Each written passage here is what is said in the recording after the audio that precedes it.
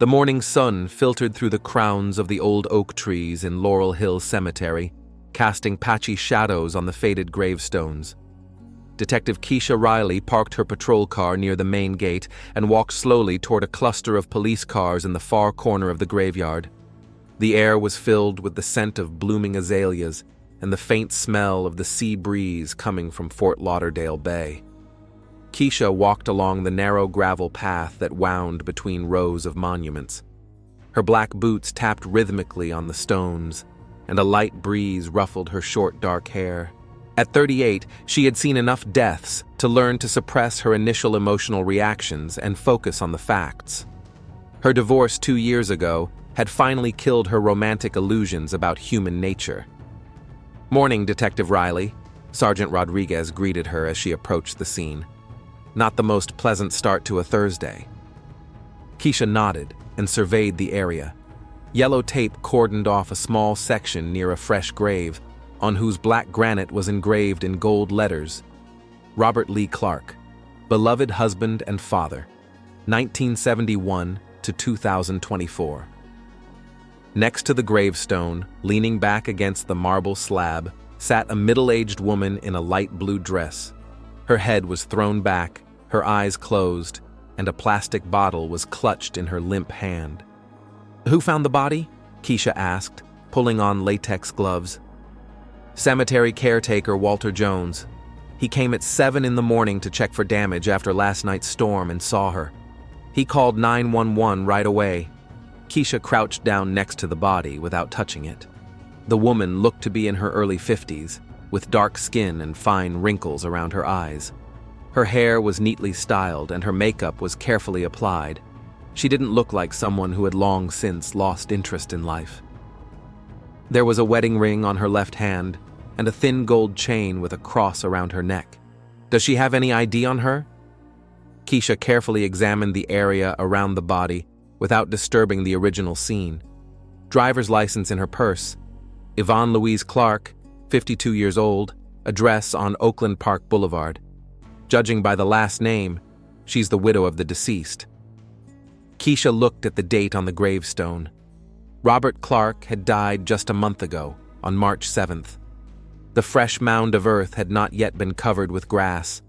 Only the first green shoots were just beginning to sprout. The wreaths and bouquets on the grave had wilted, some of the flowers blackened by the recent rain. The bottle in her hand, what was in it? "Looks like pills. The coroner will say for sure, but it smells like almonds. A classic sign of potassium cyanide, although it's rare these days." Keisha leaned closer to the woman's face. Yvonne Clark's lips had a faint bluish tint, characteristic of cyanide poisoning. No signs of a struggle, no damage to exposed skin. Her posture was natural, almost peaceful, as if the woman had simply lain down to rest at her husband's grave. "What's this?" Keisha pointed to a folded piece of paper sticking out of Yvonne's dress pocket. "We didn't touch it. We waited for you." Keisha carefully removed the note with tweezers and unfolded it. The handwriting was even, the letters clear, no signs of trembling or haste. The text took up almost the entire page. "To whoever reads this. My name is Yvonne Clark, and I killed my husband, Robert. On January 30th of this year, I added potassium cyanide to his evening coffee. Robert was going to leave me for a 22-year-old girl from his gym. He wanted to file for divorce and leave me with nothing after 26 years of marriage. I couldn't bear it. The doctors decided he had had a heart attack. No one tested for poison. Now, I can't live with this burden. Let everyone know the truth. I'm sorry to my son, Devin. Yvonne Clark, April 8th, 2024. Keisha exhaled slowly and handed the note to Sergeant Rodriguez. He read it silently, frowning. "Shitty situation," he muttered. "So we have 2 bodies instead of 1. Where's that caretaker? I want to talk to him." Walter Jones was waiting for them near the office building at the cemetery entrance. The man was about 60, with neatly trimmed gray hair and a clean, ironed uniform. His hands trembled slightly as he lit a cigarette. "Mr. Jones, Tell me how you found the body, Keisha asked, taking out her notebook. I come here every morning at 7 o'clock and walk around the grounds. After a storm, something always breaks. Branches fall on monuments, trash cans get knocked over. I walked to the Clark's plot and saw this lady.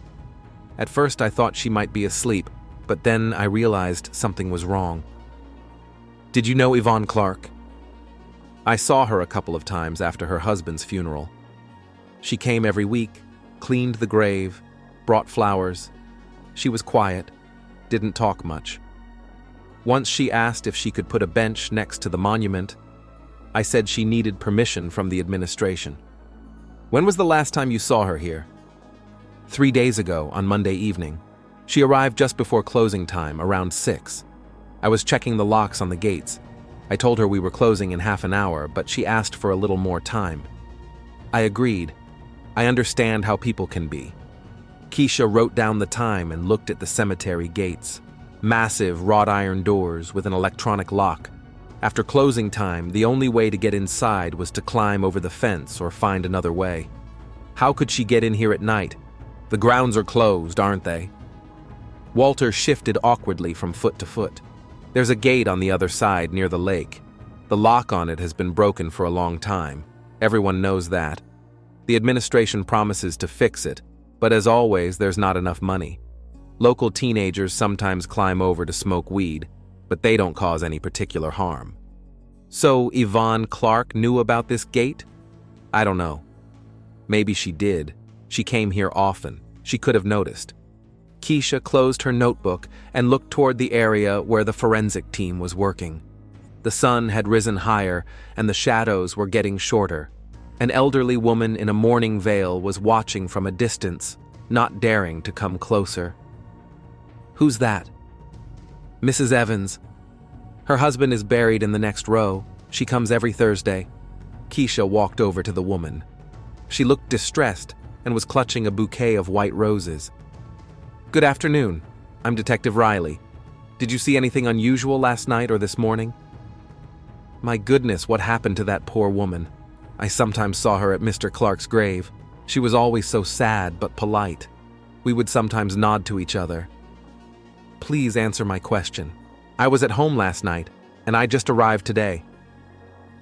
I didn't see anything unusual, except the day before yesterday when I was leaving, I noticed a strange car at the far gate. It was dark, expensive looking. I thought maybe some new relatives had come to visit someone. Did you remember the license plate number? No, I'm sorry. I don't see well from a distance. Keisha returned to the scene of the crime, where the coroner was already examining the body. Dr. Tyrone Mitchell was one of the few people in the police department with whom she had a normal working relationship. A high-class professional, he never rushed to conclusions or tried to please his superiors. What do you think, Ty? Classic cyanide poisoning. Judging by the color of the skin and the smell, death was quick. Preliminary estimate, between midnight and 3 in the morning. I'll give you the exact time after the autopsy. Any signs of struggle? No. It looks like she took the poison herself. The position is natural, no injuries. Although one thing is strange, the dosage was quite large. People don't usually calculate the amount so precisely. Keisha looked at the note in the sergeant's hands. Yvonne Clark confessed to murdering her husband and killed herself out of remorse. Logical, understandable, no contradictions. But something about this story seemed too perfect. Can we take the body away? Yes, we've recorded everything. I'll schedule the autopsy for tomorrow morning. Keisha looked around the scene once more. Her husband's fresh grave, a confession to murder, suicide out of guilt, a family tragedy that ended in double death. She now had to sort through this story and find out if Yvonne Clark really did kill her husband. Yvonne Clark's house was located in the quiet neighborhood of Oakland Park, on a street lined with royal palms and ficus trees. The single-story Mediterranean-style building with terracotta tiles and cream-colored walls looked well-maintained, but somehow deserted. Keisha parked on the driveway next to a white Toyota sedan, which, according to the documents, belonged to the deceased. The lawn in front of the house was neatly trimmed, and the flower beds with begonias and petunias were carefully weeded. Keisha noticed that the mailbox was overflowing. Newspapers and advertising flyers were sticking out of the slot. This meant that Yvonne hadn't picked up her mail for several days, which didn't fit with the image of a meticulous housewife that the exterior of the property conveyed. The house keys were found in the deceased's purse. Keisha opened the front door and stepped into the cool, semi-darkness of the living room. The air smelled of lavender air freshener and a faint scent of medicine. The curtains were drawn, the furniture was neatly arranged, and fresh issues of magazines lay on the coffee table. No dust, no clutter. The house looked as if the owner had just gone out to the store. Keisha turned on the light and looked around. The living room was furnished in a classic style, a brown leather sofa, an oak chest of drawers with glass doors displaying porcelain figurines and family photographs. Reproductions of impressionist paintings in gilded frames hung on the walls. There was no sign of a struggle or a hasty departure. She walked into the kitchen. The spacious room with white cabinets and granite countertops sparkled with cleanliness. The dishwasher was full of washed dishes, and there was not a speck of grease on the stove. Keisha opened the refrigerator. The food was fresh, the milk was not expired, and the vegetables were in good condition. Someone clearly planned to return home. She began methodically searching the cabinets for medicines or chemicals. In one of the upper compartments, she found a first aid kit with common medications: aspirin, vitamins, blood pressure medication in the name of Robert Clark. No suspicious substances. No empty bottles from unknown medications. "Excuse me, who are you and what are you doing in my sister's house?" Keisha spun around sharply. Standing in the doorway was a woman of about 45, elegantly dressed in a black business suit. Her chestnut hair was styled perfectly, her makeup was flawless, and her manicure was fresh. Even in this mournful situation, she looked as if she had just stepped out of the pages of a business magazine. "Detective Keisha Riley, Fort Lauderdale Police," she showed her badge. "And who are you?" "Carmen Blake, Yvonne's sister. A neighbor called and said the police were here. What happened?" "Where's Yvonne?" Carmen's voice trembled, but her eyes remained dry. Keisha studied the woman. An expensive handbag, gold jewelry, designer shoes, clearly a person with a good income. "I'm afraid I have bad news. Your sister was found dead this morning in the cemetery." Carmen leaned against the door frame and covered her face with her hands. Her shoulders shook, but there were still no tears. "Oh my God. I knew this would happen. She was in such a state after Robert's death. She completely stopped taking care of herself, didn't want to talk to anyone." "When was the last time you spoke to Yvonne?" "The day before yesterday, on Tuesday. I came to check on her. She looked terrible. She hadn't slept or eaten much. She kept saying that she was to blame for her husband's death, that she hadn't been able to save him." Carmen walked into the living room and sat down on the sofa, crossing her legs elegantly. Keisha noticed that the woman felt at home in this house. She knew where to turn on the lights and where to put her purse. "What do you mean, to blame?" Robert complained of chest pains a week before his death. Yvonne urged him to see a doctor, but he refused. He said it was stress from work and that it would go away on its own. Then he had a heart attack, and she blamed herself for not insisting on a checkup. Keisha wrote the information down in her notebook. Carmen's version was radically different from what Yvonne had written in her note. Your sister left a note. In it, she confessed to poisoning her husband. Carmen's face contorted with surprise. Then she laughed bitterly. Detective, my sister was deeply depressed. She could have written anything in that state. Yvonne never hurt a fly in her entire life, and suddenly she's a murderer? That's absurd. Where could she have gotten potassium cyanide? I have no idea. Yvonne worked as an accountant for a transportation company and never had anything to do with chemicals. Maybe she bought it online. You can find anything there these days. Carmen took a handkerchief out of her purse and dabbed at her eyes, even though there were still no tears there. Can I see that note? I want to understand what was going on in her head. The note is material evidence. I can't show it to you yet. But I'm her sister. I have a right to know what happened to Yvonne.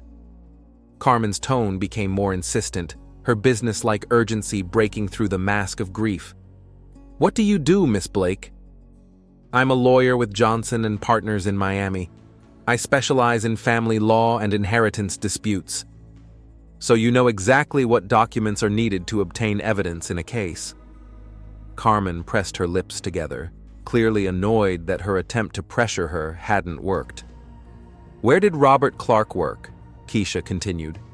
He was a customer service manager at Sunshine Transport, a logistics company. It was a good job with a stable income. He and Yvonne lived comfortably, though not lavishly. How was their relationship lately? Carmen paused for a moment, choosing her words. You know, all couples have difficulties. Robert had become somewhat distant in recent months. Yvonne complained that he came home late from work and spent a lot of time at the gym, but it never came to divorce. Which gym? The Power Sports Fitness Center on Las Olas Boulevard.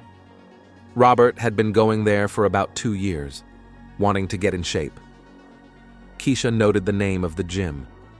If Yvonne's note was true, that was where her husband had met his young mistress. I need to look through your sister's house and personal belongings. Of course, but let me stay. I'll help you sort through the documents and explain where everything is. Keisha nodded, although she would have preferred to work alone. The presence of relatives often made it difficult to concentrate and notice important details. They went up to the master bedroom. It was a spacious room with a large double bed, neatly arranged with decorative pillows. There were nightstands on both sides of the bed, the man's and woman's sides clearly separated. Keisha opened the drawer of Robert's nightstand. Reading glasses, a book about fishing, a pack of condoms. Could Yvonne not get pregnant? She asked. They had a son, Devin, who is 24. He's studying at medical college in Tulsa. They had no other children. Yvonne had surgery after giving birth. Keisha opened the nightstand on his wife's side. Face creams, sleeping pills, a leather-bound diary. She picked up the diary and leafed through the latest entries.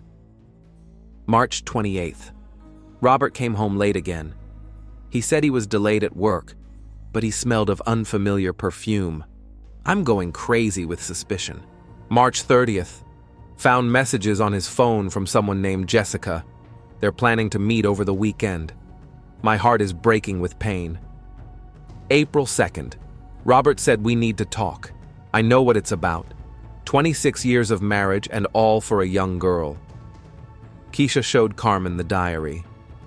Your sister knew about her husband's affair.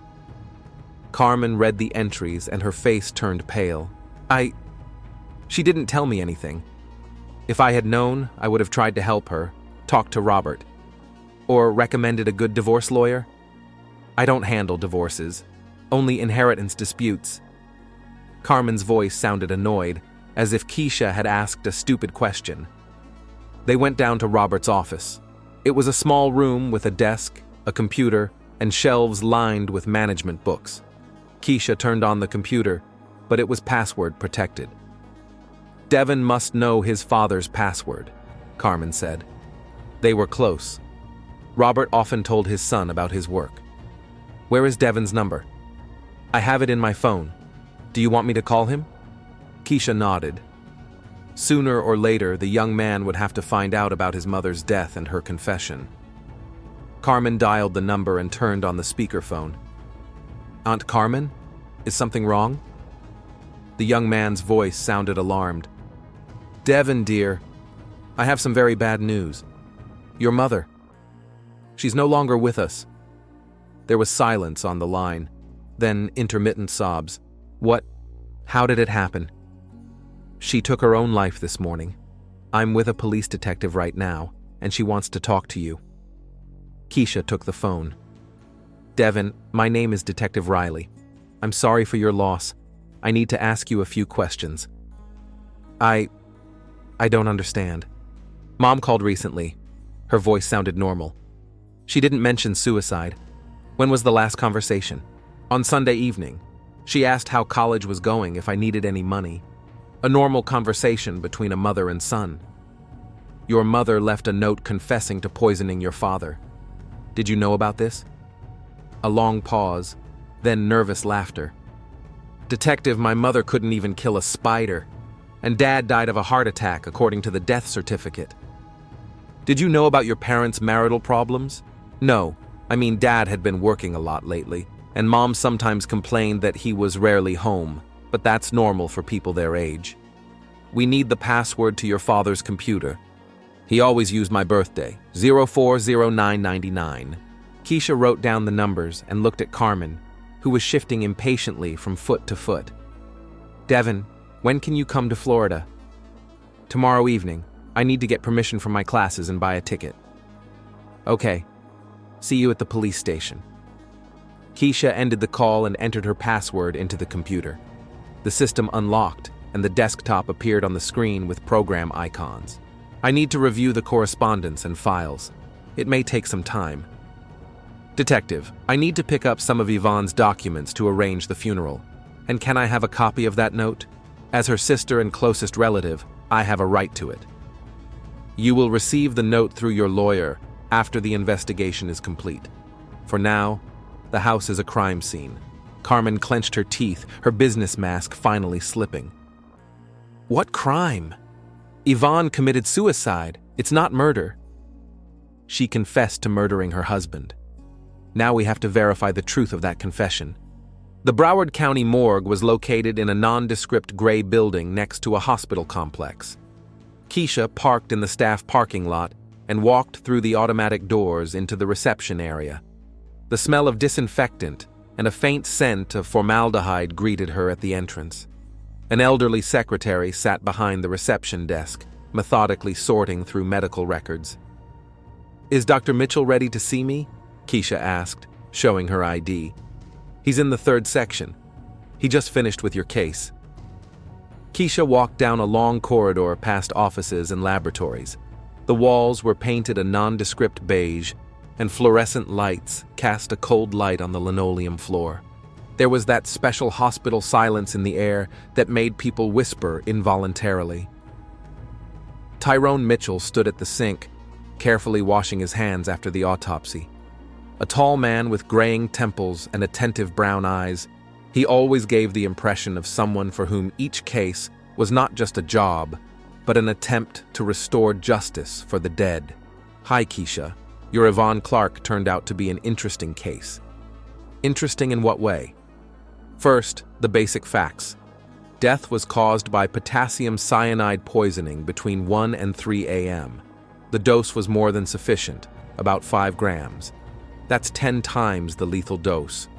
Tyrone took off his surgical gloves and hung his gown in the locker.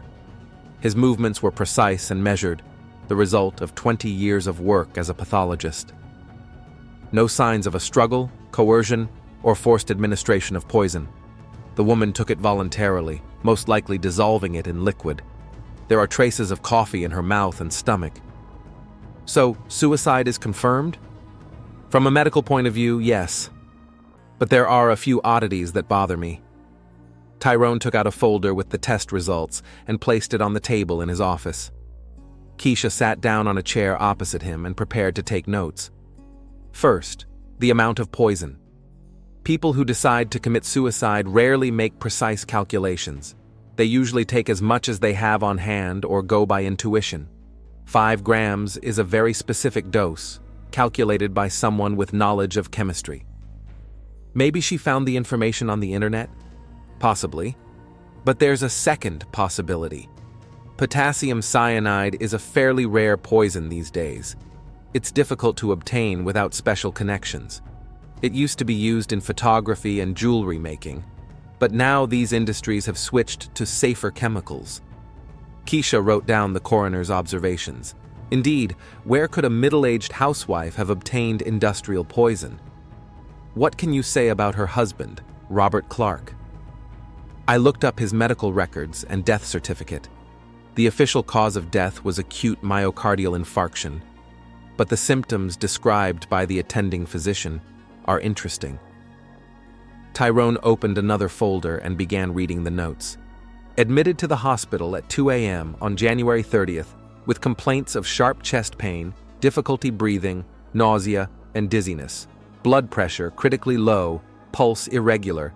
Died 40 minutes after admission, despite resuscitation efforts. Does that fit the picture of a heart attack? Yes, but it also matches the symptoms of cyanide poisoning. A sharp drop in blood pressure, heart rhythm disturbances, respiratory failure, all of these are characteristic of cyanide poisoning.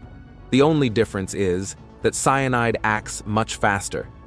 Keisha sensed that the case was taking a new turn.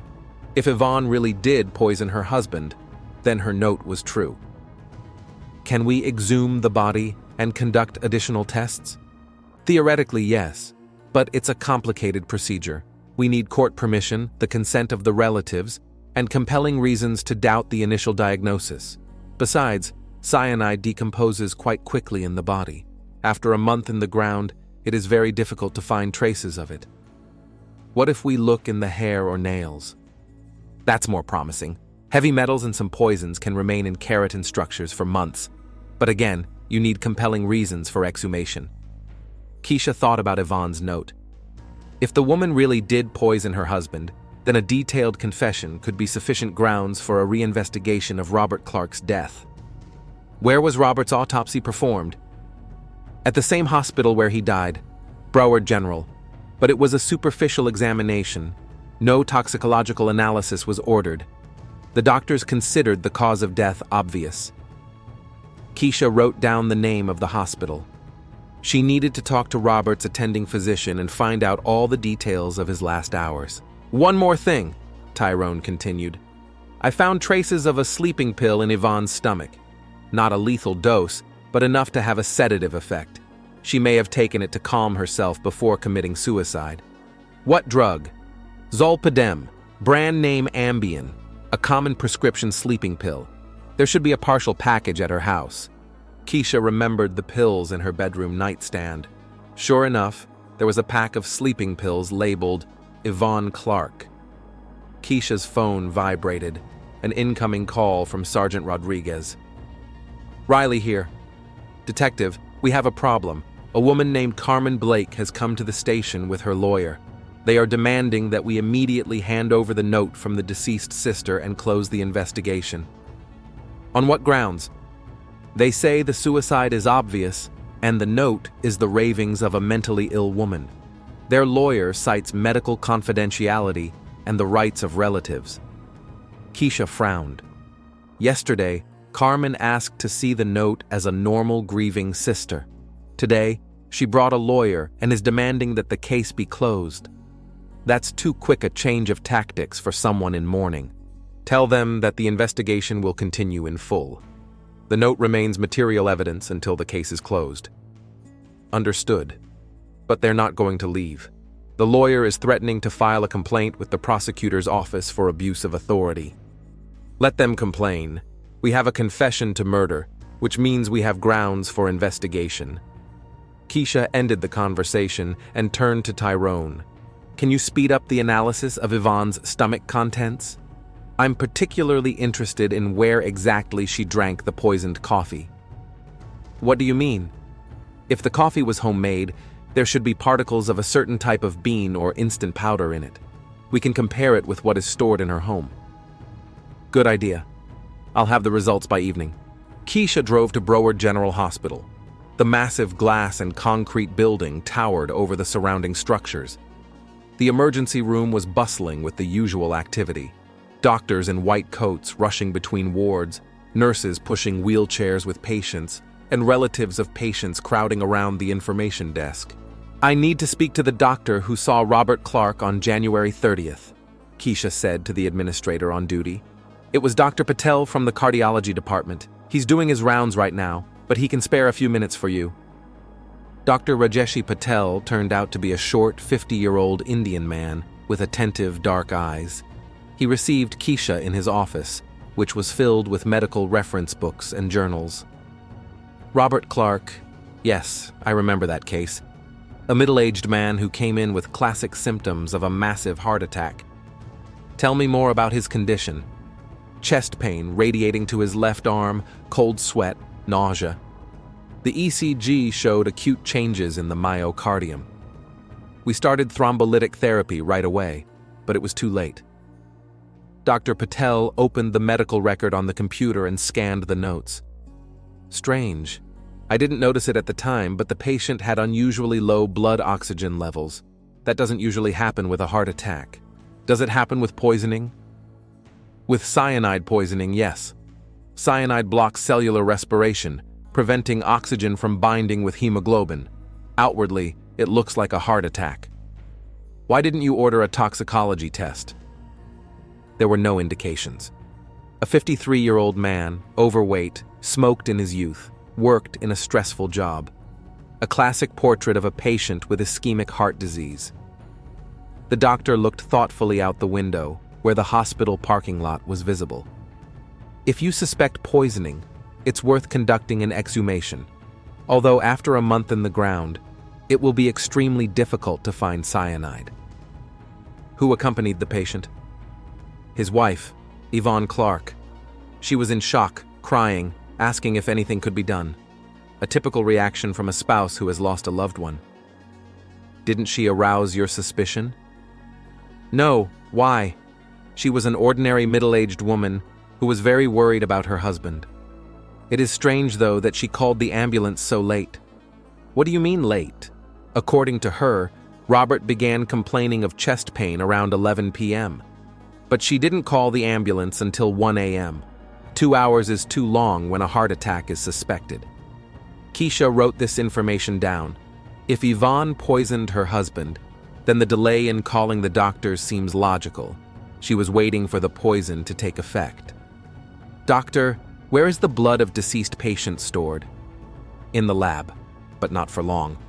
Samples are usually disposed of after 2 weeks unless there are special instructions. What about Robert Clark? Patel checked the hospital's computer system. The blood samples were disposed of on February 9th. Too much time has passed. Keisha felt disappointed.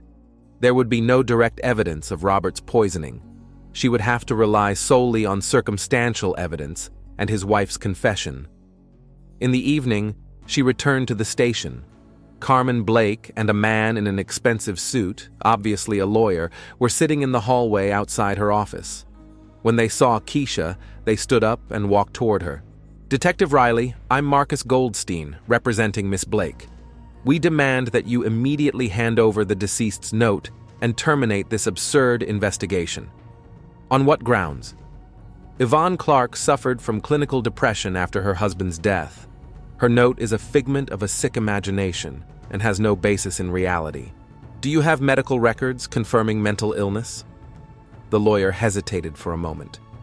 We will obtain the necessary information from the psychiatrists who treated the patient. So you don't have it yet, and I have a detailed confession of murder written in the deceased's own hand. That's enough to continue the investigation. Carmen stepped forward, her face contorted with anger. Detective, you are destroying my sister's memory. Yvonne was a good person. She didn't kill anyone.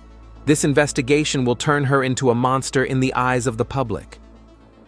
The truth is more important than reputation, Miss Blake. What truth? The ravings of a mentally ill woman? Perhaps. Or perhaps the last honest confession of a person who could no longer live with the guilt. The lawyer put his hand on Carmen's shoulder, restraining her impulse. We will go to court to request that the contents of the note not be disclosed until its authenticity has been definitively established. That is your right, and it is my right to investigate all the circumstances surrounding the deaths of 2 people. Carmen and her lawyer left the station, clearly dissatisfied with the outcome of the conversation. Keisha went to her office and reread Yvonne's note. Every word was carefully chosen, every sentence logical. It did not sound like the ravings of a mentally ill person.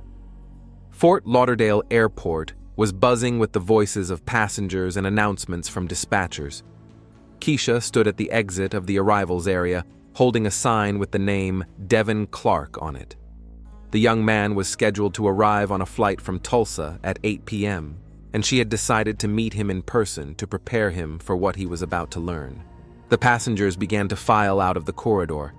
tired businessmen with briefcases, tourists with suitcases, students with backpacks.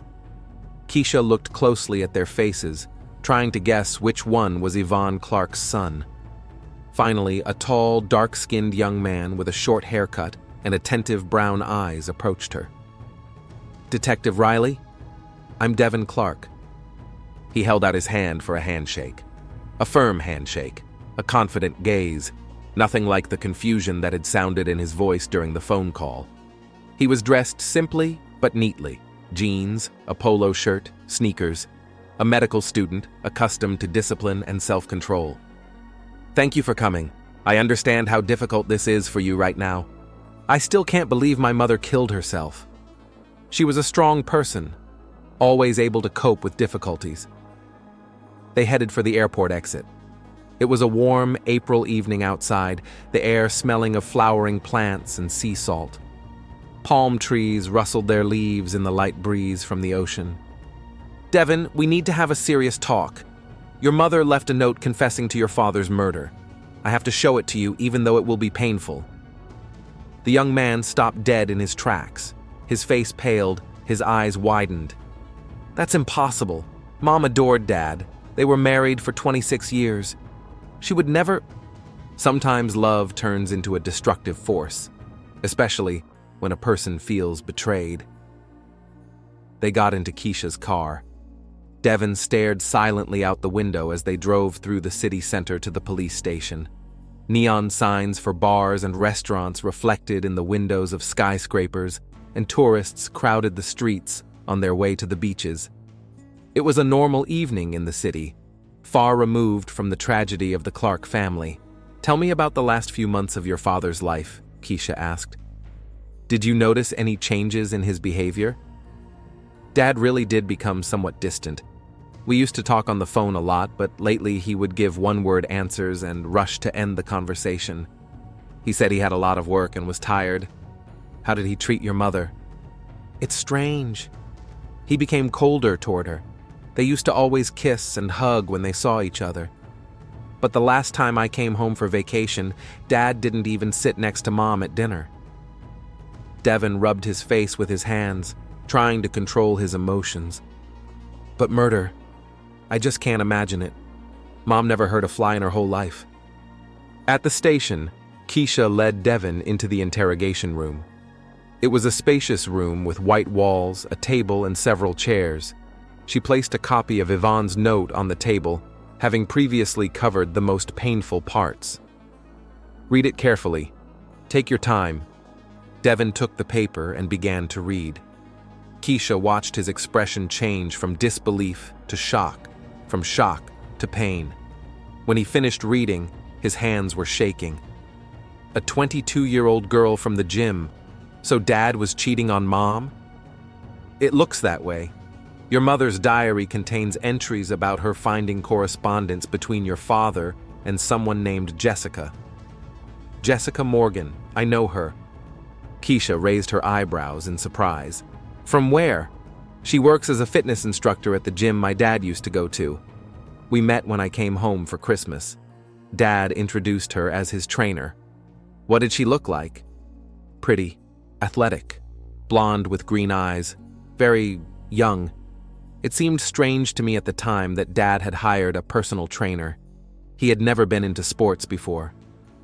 Devin looked at the note again. "Mom writes that she put poison in his evening coffee. Dad really did drink coffee every evening. It was his habit. He would sit in his chair, turn on the news, and drink coffee with cookies." The note specifies a specific date, January 30th. "Do you remember what happened that day?" "Mom called me on the morning of January 30th, crying into the phone, saying that Dad had died of a heart attack. I flew in for the funeral right away." "Did she mention anything suspicious about your father's behavior the day before?" "No, only that he wasn't feeling well that evening. He complained of chest pain but refused to go to the hospital. Then, during the night, he became very ill." Keisha opened the folder with the medical records. "According to Dr. Patel, your mother called an ambulance at 1 a.m., even though your father began complaining of pain at 11 p.m. Maybe she hoped it would go away on its own?" Dad didn't like doctors. He always said that the body would take care of itself. Or maybe she was waiting for the poison to take effect. Devin jumped up from his chair and began pacing the room. I can't believe this. My mother is a murderer? The person who read me bedtime stories, treated my colds, helped me with my homework? People are capable of doing things that no one expects of them, especially when they feel betrayed. But why didn't she file for divorce? Why kill him? The note has the answer. My father was going to leave her with nothing after 26 years of marriage. Keisha took copies of bank documents she had found at the Clark's house out of the folder. In recent months, your father transferred significant amounts of money to a separate account that your mother didn't know about. The house is registered solely in his name, as are most of the savings. Devin studied the documents, his face darkening. So if they had divorced, my mother could have been left with almost no means of support? Exactly. And the murder entitled her to an inheritance as his widow. But she killed herself. What's the point of killing for money if you're going to die yourself? Her conscience was stronger than her greed. Your mother couldn't live with what she had done. Devin sat back down and covered his face with his hands. What happens now? Will everyone find out that my mother was a murderer? There's a phrase in the note. Let everyone know the truth. That was her last wish. But think about our family, my career. Who would want to deal with the son of a murderer? Keisha understood the young man's pain, but she couldn't go against the deceased's direct instructions. Devin, your mother made a very difficult decision. She could have taken the secret to her grave, but she chose honesty. That shows that her conscience overcame her fear and selfishness. Honesty? She killed a man, and she confessed to it, even though she could have never confessed. That's also a form of courage. Sergeant Rodriguez entered the room. Detective, Carmen Blake and her lawyer are here to see you. They say they have documents about the deceased's mental state. Keisha nodded and turned to Devin. Your aunt is trying to portray the note as the ravings of a mentally ill person. What do you think about that? Aunt Carmen has always protected the family's reputation.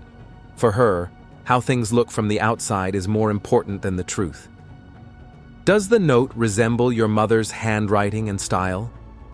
Devin carefully studied the text again. Yes, it's definitely my mother's handwriting. And the style of writing is also hers, clear, without unnecessary emotion. Mom was always very precise in her wording. Keisha stood up and headed for the door. I'll talk to your aunt now, and you think about whether you're ready to hear the whole truth about your parents. Carmen and Attorney Goldstein were waiting for her in the hallway. Carmen was holding a folder with documents, her expression triumphant. Detective, we brought the psychiatrist's reports. Yvonne Clark suffered from clinical depression and suicidal tendencies. Her note cannot be considered reliable evidence. Keisha took the folder and leafed through the documents. The report from Dr. Phillips at a private clinic was dated yesterday. The diagnosis was made posthumously based on an analysis of the patient's behavior in the last months of her life. Did Dr. Phillips personally observe your sister? No, but he studied all the circumstances of her death and concluded that she had a mental disorder. A certificate issued the day after the death of a person whom the doctor never saw has no legal force. The lawyer stepped forward. We also have witness statements from neighbors about Yvonne's strange behavior in recent weeks. What kind of statements?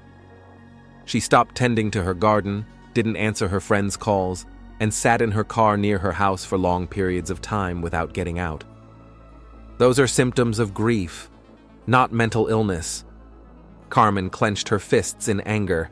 Detective, you're destroying my family's reputation.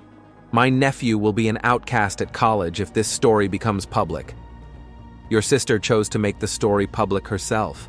I'm just carrying out her wishes. She wasn't in her right mind. Then we'll conduct a handwriting analysis and determine her mental state based on the note. Agreed? Carmen and the lawyer exchanged glances. They clearly hadn't expected such a proposal. We'll think about it, Goldstein muttered. After they left, Keisha returned to Devon. The young man was sitting in the same position, staring at the wall. "Have you made a decision?" "Yes. If my mother wanted the truth to come out, then so be it. Maybe it will help other people in similar situations understand what betrayal in the family can lead to." "That's a wise decision. But I want people to know not only about the crime, but also about what my mother was like. A kind, caring person who just couldn't bear the pain." Keisha nodded. The next day, Yvonne Clark's note would be handed over to the prosecutor's office and then made public. An official investigation into Robert Clark's death would begin, although finding conclusive evidence of poisoning a month later would be extremely difficult. Devon stood up and shook the detective's hand. "Thank you for your honesty. I know it wasn't easy for you to tell me all this. The truth is always painful, but lies cause even more suffering." The young man left the station into the warm Florida night. Tomorrow, he would have to organize his mother's funeral and begin to live with the heavy knowledge about his parents. Keisha watched him go and thought about how family tragedies always leave more questions than answers.